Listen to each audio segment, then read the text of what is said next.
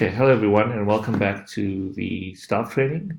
So in this session, we want to basically provide you with a hands-on activity in order to provide you with tools to help you to deal with any challenges that might arise in your classroom. Okay, so we're going to first do, we're going to have an activity that you're going to do in your individual classrooms, basically for dealing with potential challenges that might arise in your classroom. And then at the second part of the lecture of this session, I want to talk a bit about the Vula question and answers forum, or questions and discussion forum, and to tell you why it's important that you use that both for communicating or asking questions from as TAs and system administrators, but then also encouraging your participants to use that forum in order to ask questions about the content of the course. So running a course of this magnitude and this scale is pretty new, and I think it's still one of the largest online courses that I run in terms of the number of classrooms and number of participants. So running such a large course, we're bound to run into some issues and some challenges along the way. On our side as the IBT core team, we're going to run into challenges, as well as you guys in your classrooms as teaching assistants and system administrators.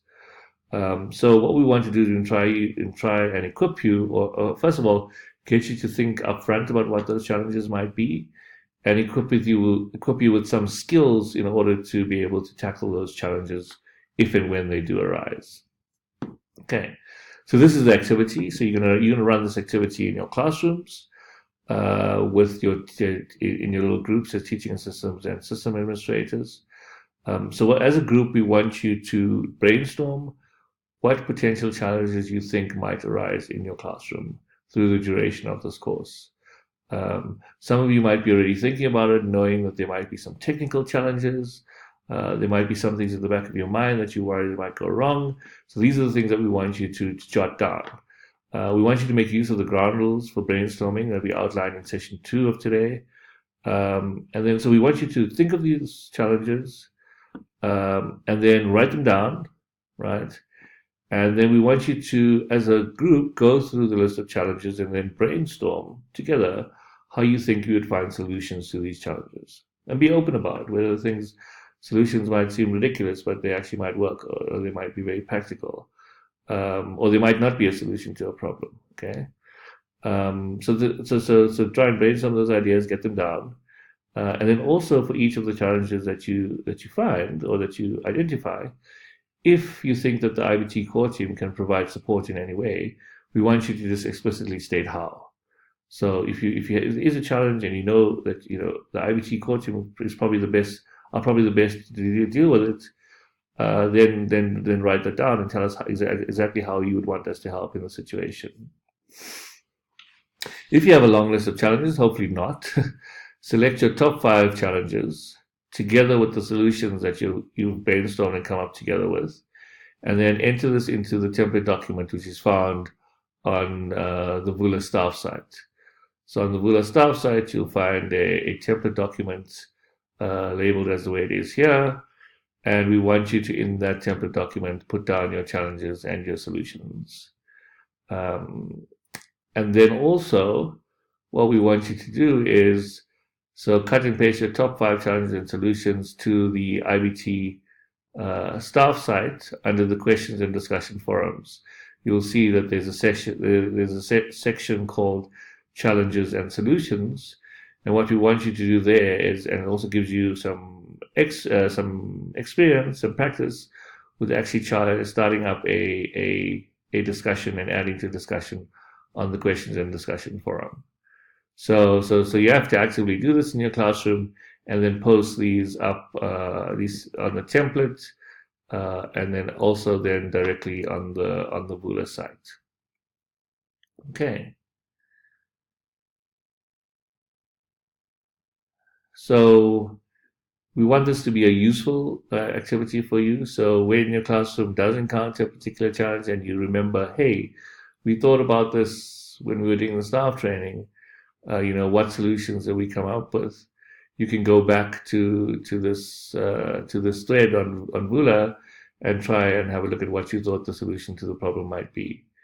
It's also going to be useful because other classrooms will have access to these challenges and also have access to the possible solutions to these challenges. So if they encounter these challenges in their classrooms, they might find a feasible solution to the challenge that has been suggested by another classroom.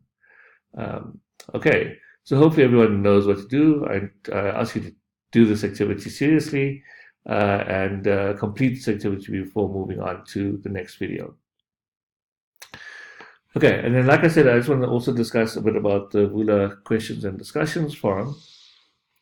So on the Vula website, both for the staff and for the participant website, you'll find that there is a question and discussion forum. And essentially, what you have there is essentially this. So this was from last year's course. You are able to open up discussion topics on the forum, and then anyone is able to go and read that discussion topic or question and provide an answer or comment to it. So we're going to put up a couple of topics on there, or particular discussion points. But what you're also welcome to do is to create your own discussion points if you do have any questions or queries about the course, or you want to ask a question that you might think that one of the other teaching assistants might be able to assist you with, or one of the other system administrators might be able to assist you with. We encourage you to post that on the question and discussion forum. In the same way, in the same way, we want you to encourage the participants for the course to make use of the question and discussion forum on the main course IBT course website as well, the Vula website. And this is just because it's much more useful to other participants of the course, as well as be able to track and make sure that questions are answered properly. And these questions can be used for revision if people ask the questions on the question and discussion forum. So we encourage you as teaching assistants to encourage your participants to make use of the question and discussion forum.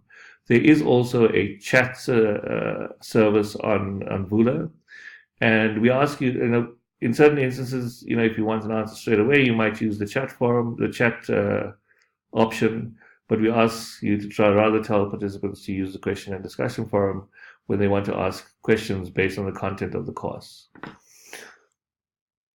Okay, so this is just an example whereby you can create a particular question. So this person here has a question about bootstrap values. They've gone on and they've created a post where they're asking about explaining bootstrap values. And this is where we've had actually an actual trainer for the phylogenetics module come on and provide quite a comprehensive answer to that question, together with a link to, it's not showing here, but a link to a document or an image. So it also allows a much more richer way to be able for the trainer or the teaching assistant to be able to answer the question. So again, we encourage you to both use the question and discussion forum for question and discussions between teaching assistants and system administrators, and also encourage your participants to make use of the question and discussion forum for asking any questions about the course. So once you've finished with your activity, you can move on to watching part 10, the next part of the videos.